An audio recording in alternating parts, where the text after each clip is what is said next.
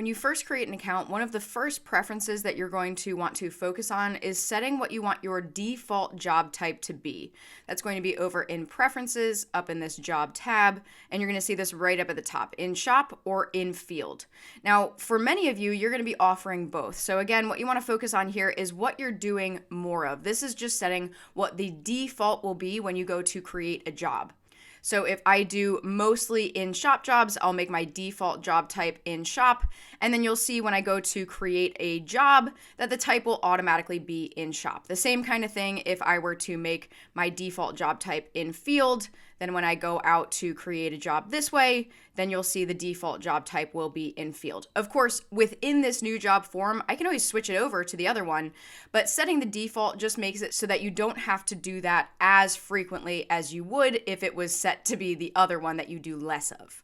Now, I really want to talk about the difference between these two job types because each of them come with their own sets of functionality based on what you'll need for that type of job. So if you are looking at an in-field job or a mobile job, it's going to look something like this. So this entire customer section up at the top is all tied in with Google Maps. So it's going to pull in a street view of the address that's entered for the customer. So then whoever is going out to perform that job can hopefully recognize that they're in the right spot based on the picture that's pulled in.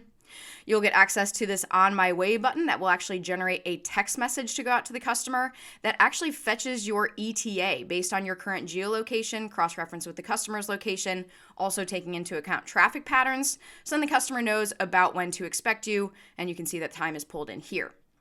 Also within this customer block, you're going to have access to this little pin icon here, which is actually connected directly to Google Maps itself. So when you click on this, it's actually going to open up Google Maps either on the browser if I'm using this on the computer or the actual Google Maps app if I'm using this on the phone with the address already plugged in and the directions ready to go. If you'd prefer to use a different Maps application like maybe Apple Maps or Waze, that's why we have this little copy button right next to that so you can easily copy the address and paste it into whatever platform you would like to use.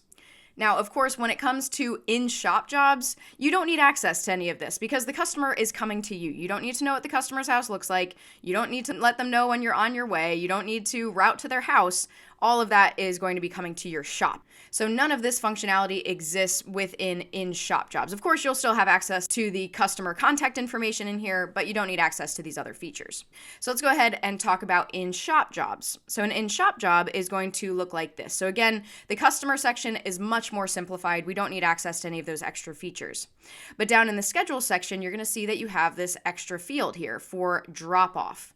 So if you are a business in which you have your customers drop off at a different time than you plan on starting the job, like maybe you want the customer to be dropping off their car the night before. So I'll go ahead and do, the 7th at 5 p.m. Or maybe you want the customer to be dropping off first thing in the morning, but you might not get to that job until maybe noon. We have this functionality built into in-shop jobs, so then the customer will receive the information that they need to receive, which would be when they're supposed to drop off the car.